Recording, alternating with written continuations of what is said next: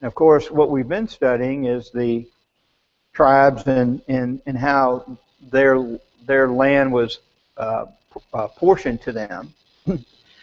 And we realized that they sent out men to look at the land, and they came back with a report, and they divided it up, and they gave this book of recommendation to Joshua. And he sat down and he gave each tribe their land, and he gave all of the guideposts around it. And verse 49, when they had made an end of dividing the land as an inheritance according to their borders, the children of Israel gave an inheritance among them to Joshua, the son of Nun. So what they're doing here is they're recognizing Joshua for the work that he's done. And they're going to give him his portion. According to the word of the Lord, they gave him the city which he asked for. Timnath Serah in the mountains of Ephraim, and he built the city and dwelt in it. And these were the inheritances which Eleazar the priest, Joshua the son of Nun, and the heads of the fathers of the tribes of the children of Israel divided as an inheritance by lot in Shiloh before the Lord. At the door of the tabernacle of meeting, so they made an end of dividing the country. So this is the section that we're trying to get to, where they completed the divisions. And all those cities that we named, and it was a labor getting through that, promise you, trying to pronounce all those names. But you know, it was recorded for our learning, wasn't it? Now, I don't know that we remember a lot of that. If we need to know, we can sure go back. The map that we had, you think it came from these words? Yeah, it told us where those were. Is that important to us? Well, not really. The only thing that's important, it's of interest, it's for our learning, but it shows that God had a plan, and He gave these tribes the land that He promised. And so that's important to us. It's important to us today because He promised it to them. What does He promise us? He promises us an inheritance, does He not? Do we know the borders? We don't know the borders, but is that important to us? It's not physical, is it? It's not a physical thing. This was physical, so they had to have borders. And of course, we know our eternity is boundless. We think about forever. How long is that? We can't comprehend that, can we? Forever. We know how long the earth has existed, and the solar systems, God created it, and it's a long time. We look at it and we think, man, thousands of years. Well, I've always said I've been in church long enough, and one of the ministers say it's like one eternal day that has no end to it. So can you ever imagine a day that never ends? Because God will be the sunlight, so there'll be no night or day. And so time, as we know it, will cease. Well, we go in cycles, and we're getting ready to come up on the end of one of our summer.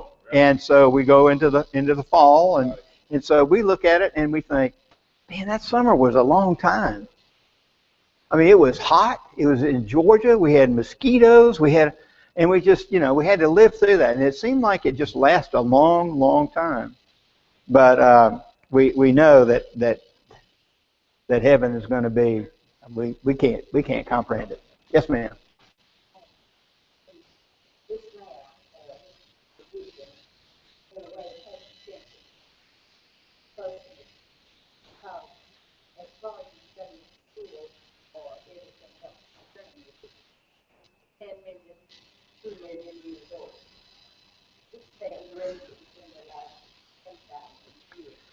That's precisely. And there's so many things that the archaeologists prove, but there's a lot that they discount in their attempt to justify what they espouse. And when you look at these learned men that come up with numbers that are all over the board. I mean, you would think, we hear today about consensus of global warming. Okay, all these scientists have a consensus, and that the Earth is heating up. But you look at the evolutionists, there's no consensus there, is there? Moody, you look like you were going to say something. You weren't? Okay. All right, you just look like that.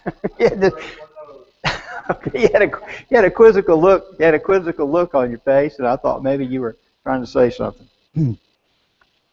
Anyway, we'll get back to Joshua and the finality of what God did and His promise. He promised it to them, and He made good on His promise. Can we take away anything from that today? He keeps His promises to us for the good and for chastisement and for the bad, doesn't He? So He's going to do what He says He's going to do. And we can take that to the bank. Look what He did for the children of Israel. And He made them wander in the desert for 40 years. And all of a sudden, now they've got their promised land.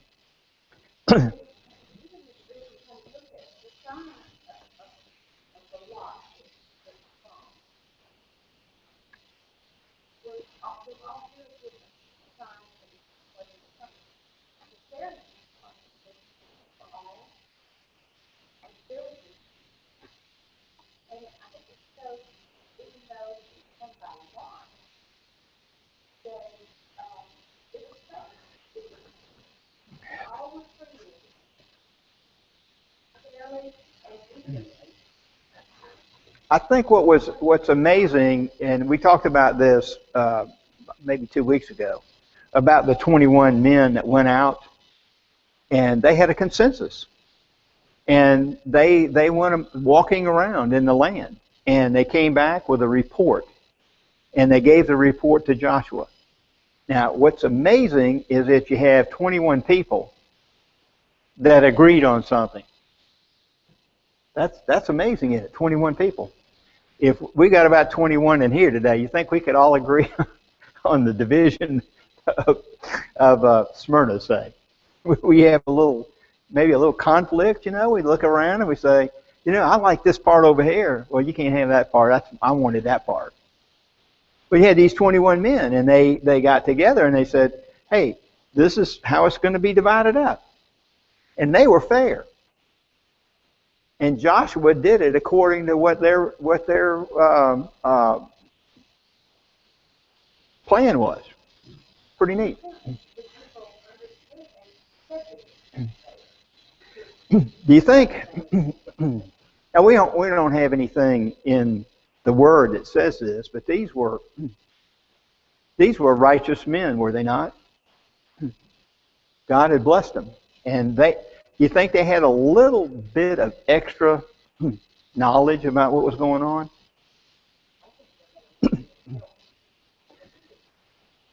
Who helped them? God was working, was He not? Exactly. So they had a little bit of extra help where we wouldn't have it. But if we were interested and we were given the opportunity to divide up a huge country, and we were honest and we were godly people, could we come to a conclusion that would be good for everybody? We should be able to. The key there is if we're godly, if we're not interested in self. if we're interested in the good of the group. Exactly. Well, in our study on Wednesday night, we see that he's moved several times because there was a conflict. And he said, I don't want a conflict. I'll move. We're talking about the wells. How many times? I think Wednesday night Chuck was talking about Abraham moved. No, Isaac, I think it was, moved 3 times because he did not want to have a conflict with the people in the land that he was in. And so that just shows you the godliness that he had, putting his self, subjecting himself to someone else in that regard about the land. He didn't want to have a fight. And eventually, yes, sir. Speaking of promises of the Old Testament, uses many examples of God's promises are sure and steadfast. We today have the greatest promise of all. Be thou faithful unto death, I will give thee a crown of life. Heaven is real, and God's promise is real. Exactly. Heaven is real, and God's promises are real. And you can't say it any better than that. But the whole plan was, and we see it from Genesis all the way to the end. God tells you something, you can bank on it. Well, if there's a bank. But you can understand and know that God is going to do what he says he's going to do. And you know, that's a scary thought, isn't it? That's a scary thought. Exactly. And knowing that we can know for sure he's going to do it, and if we transgress against what he tells us to do, what's going to happen? All you got to do is go back and look at what we're talking about right now. That was his people, and he did exactly what he said he was going to do. And if we carry that forward today, are we his people?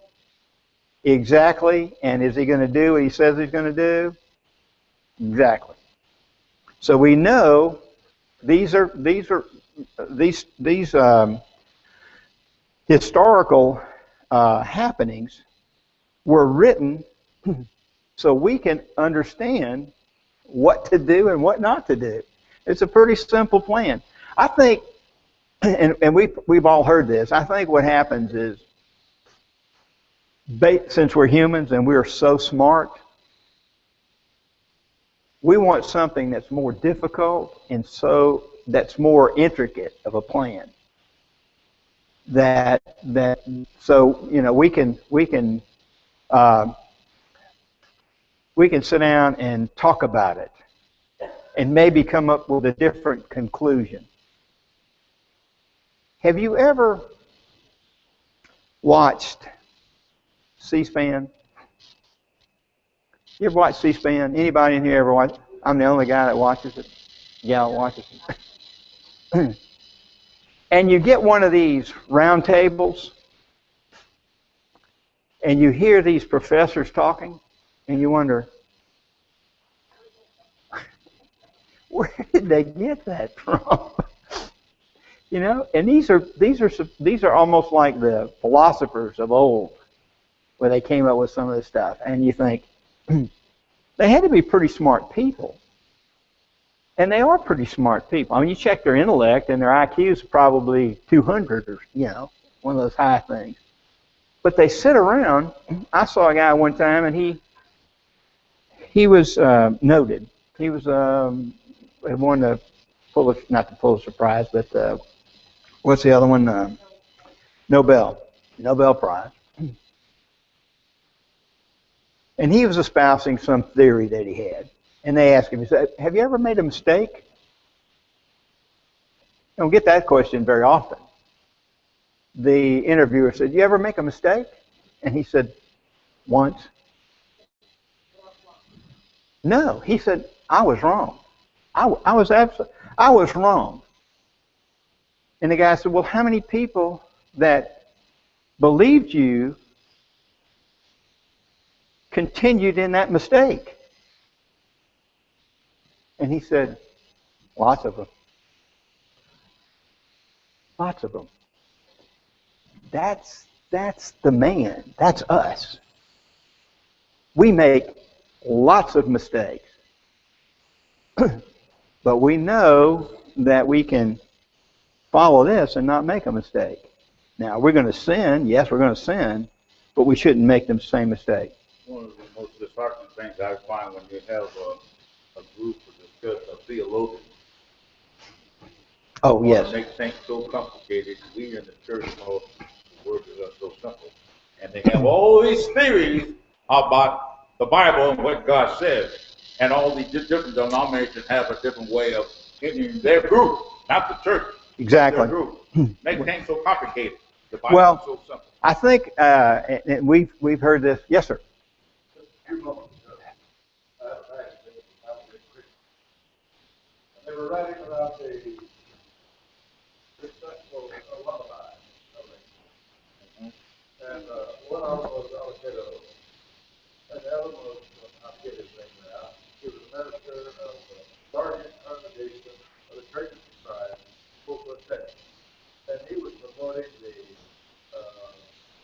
cooperation, intermingling, and the unity. Unification. Between the Church of Christ and the Christian Church. And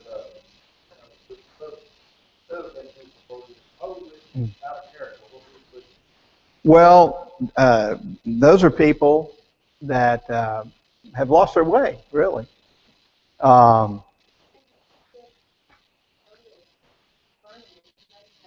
Yep. Yeah. You hear that? Your learning has made you mad. And so what happens is we begin to think that we are so far advanced. And we see today, I mean, you look around you today, and most of us in here that are a little older would never thought that we'd have a cell phone watch, or we would have a cell phone that was bigger than a computer that went up on the manned space flight craft. Yeah, well, we have seen it.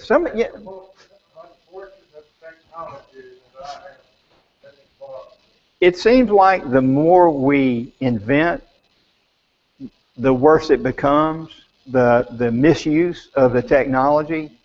When you think about the technology that we have today, and we can go in and they can sit down and take a picture of our whole body, just little thing clicking in there, you hear click, click, click, click, click, and all of a sudden you got a picture of your brain or your kidneys or whatever. I don't think anybody would say that's bad. That is great.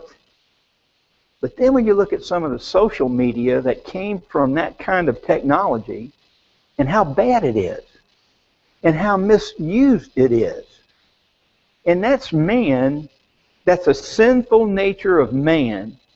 And you don't have a big group of people. I mean, if you went out and got 1,000 people out here, okay, these people aren't here they don't go to church on Sundays. The majority of those people are going to be law-abiding citizens. There's going to be a small percentage of them that are going to be evil. And that's all they think about. But that's the ones we hear about. But look at the church and look at the percentage we are of the world. And some of our members, some of the members of the church in the body have produced wonderful inventions. You don't hear about them. You don't hear about them much. Freed Hardeman has a great cancer research center. You ever heard of it? It's one of the tops in the country. You don't hear about it. I don't know if that's by design. They don't want you to know. Or if it's the world that doesn't want you to know. But not everybody is bad. And let's get back to Joshua, though. We could go on. We don't chase rabbits.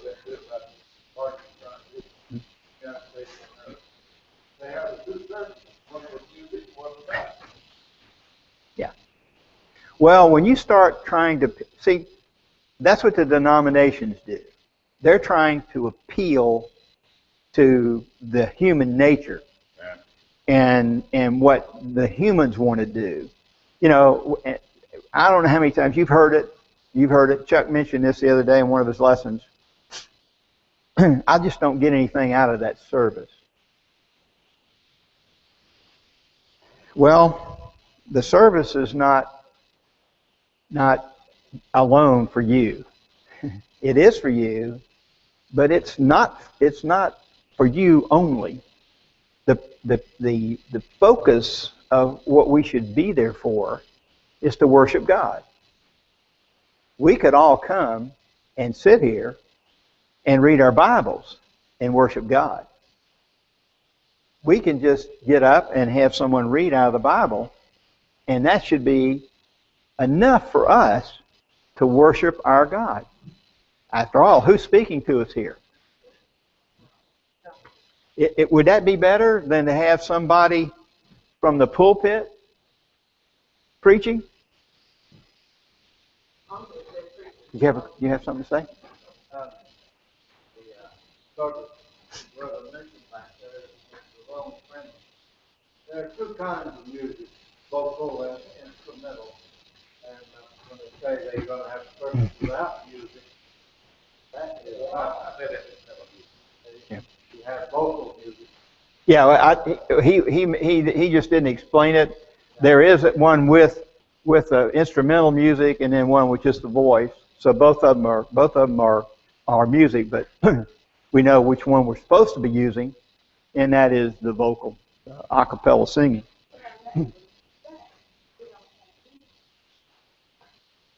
Yes. Oh, the community outside of the church says we don't have music. Well, that's right, because what they consider music is instrumental, and so you can have an argument, can't you? You get two people together, and you can start an argument pretty quick. the,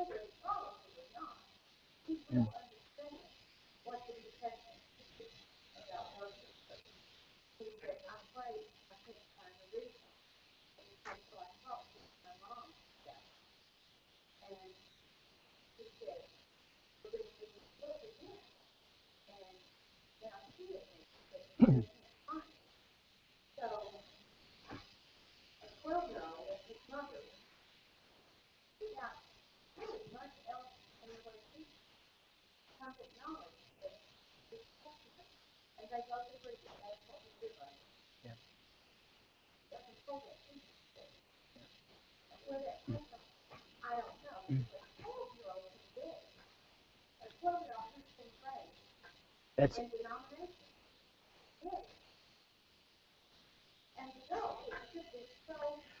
Well, I think there's a lesson to be gained other than a 12-year-old can get it. This is at a Christian school. He would never have heard that in a secular school. It wouldn't have happened. So, that's one good thing about Christian schools. And when they come to the school, they are told, don't care where you attend church, this is how the school operates. And if you can't abide by that, then maybe you need to go somewhere else. And they stick to their guns. And you never know. I mean, here's a 12-year-old that has a capability of doing some great things. Yes, sir. You mentioned the food swap. That is, come together to worship, and all of us can sing. Ephesians 5:19 says, "Speak to yourself in songs and spiritual songs." There's nothing there about play. It's singing and making melody. Exactly. And I think what happens is people they don't have a they don't have a problem with Christ that he came and that he died. The problem is they have a problem with the demarcation of the Old Testament and the New Testament. That's where they lose their way. And they want to bring parts of the Old Testament over into the New Covenant. And if they could just be honest enough and say, that ended.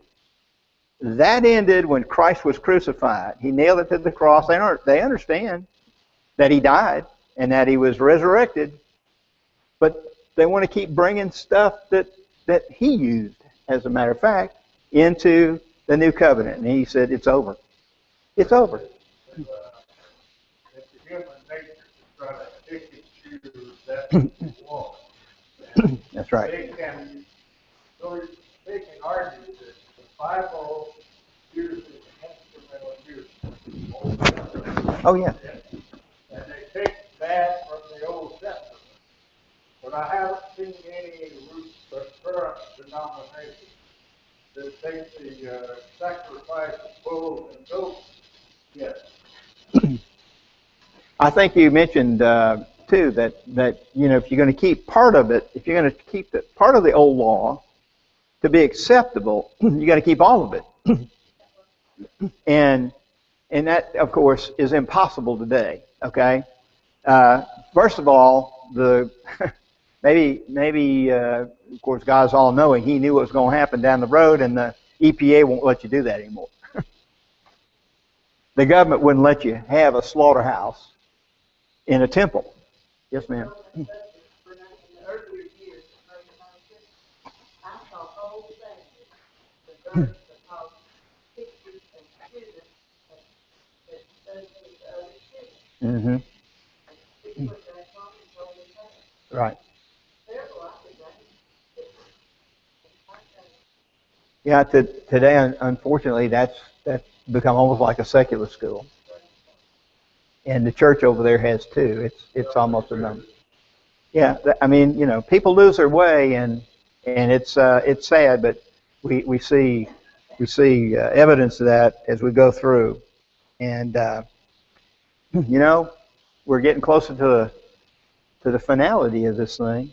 We're in the last days, and we're going to see more and more. We know that the early church, some of them. Thought that they were going to see Christ coming again. They didn't. Some of us might. We might not, but some of us might. No. Oh no, they can't. They don't know who the priests are. They've lost the tribe demarcations, and the priest came from the tribe of Levi. And today they've got priests they've got women priests today. Women rabbis.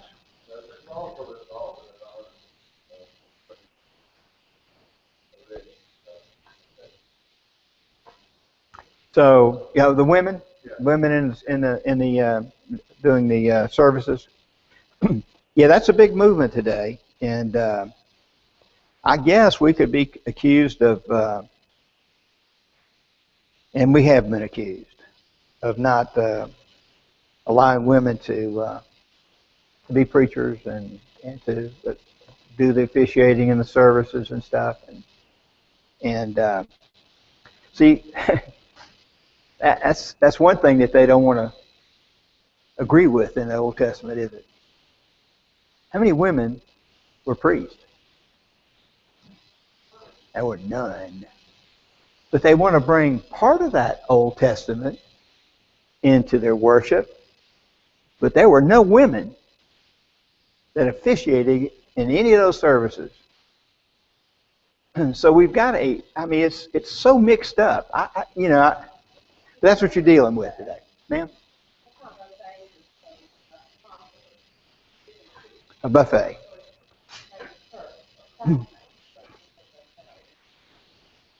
Well,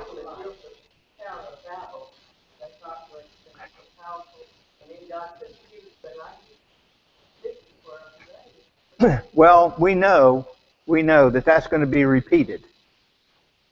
That's going to be repeated. Well, what I'm saying is they're going to be destroyed again. Okay, and it unfortunately, it's probably going to be when he comes back to receive his own, and then they'll understand that what they were doing was wrong.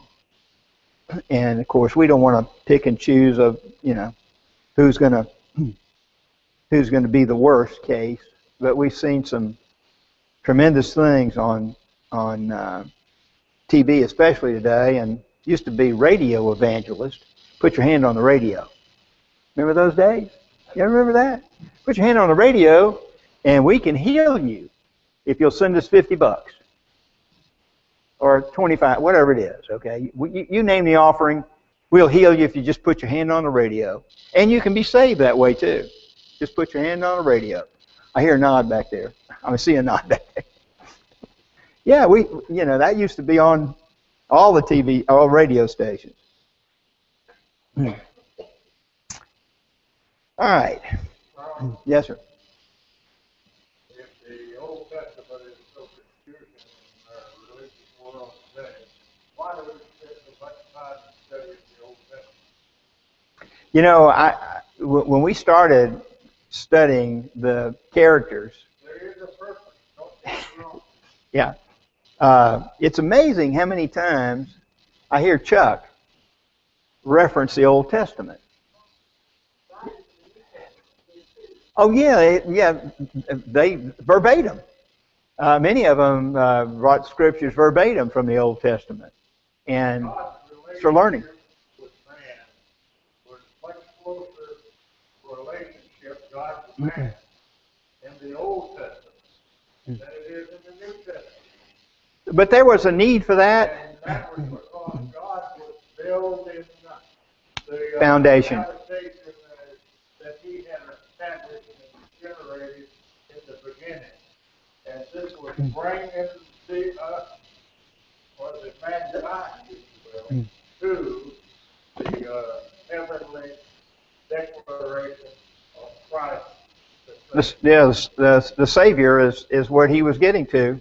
It's hard to convince people that under the old law, there were people that are going to be in heaven, of course, but they were not really saved until Christ died. Yeah, that was the one. That's what put them in there. That's what got them all into heaven. It's his death and resurrection, not just his death, but his resurrection, because that's when he overcame it. To answer my own question, study of the Old Testament is to help us to understand the New Testament. I've really enjoyed the studies that we've had. Properly, but what happens is the application of the old law by many people is improper. But if we use it properly, it's a great benefit to the understanding of the New Testament. With what's going on today and the divisions, that we have, the denominations that we have, would you expect anything different about interpreting the old law? I mean, it just goes right along, okay? I mean, one of the ones that we hear all the time is keeping the Sabbath. And we hear a lot of learned people that talk about keeping the Sabbath. And then they go as far as say that the first day of the week is the Christian Sabbath. How many times you heard that? I've heard that a lot. It's the Christian Sabbath. Well, it couldn't be any further from the truth.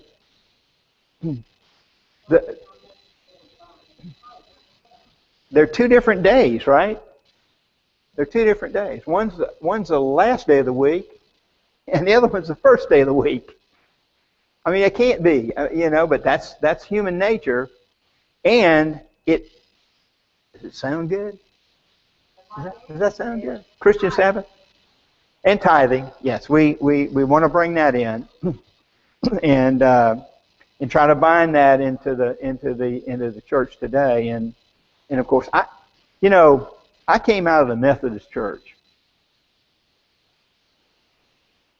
and when we went and gathered as a group, I don't care if it was a men's breakfast, we passed a collection plate. Okay? If we were there on Wednesday night, we passed a collection plate. I don't care what the assembly was for, there was a collection plate passed around. How did they get that? It ain't, I mean, it's just something that they do, see? But that's man again, wanting to think he knows better than what God knows and what he directed us to do. And that's what made me become a Christian. When I went and heard, and it was not just one preacher, it was a bunch, and it was so simple. The plan was so simple. And when they said something, they could point to this and say, this is where we got it from. It made so much sense. But people get tied up where they can't extricate themselves from it. And that's the problem with a lot of people. And they've got ties. Unfortunately, some of the people who should be getting out of that are not doing it because of money. They're in a position of power or influence, and they're getting paid to do it. And it's hard to get out of it. Hard to get out of it. Well, we didn't get very far today. We got about 6 verses, I think. But that's good. That's all right. Except what way they look at it is the Old Testament, Christ completed. The New Testament, Christ revealed. Do you hear that? The Old Testament is Christ concealed, and the New Testament is Christ revealed. Yeah. Makes so much sense. And it's, why can't people see that? you have to try real hard not to see that, don't you? All right, well, we're over time, so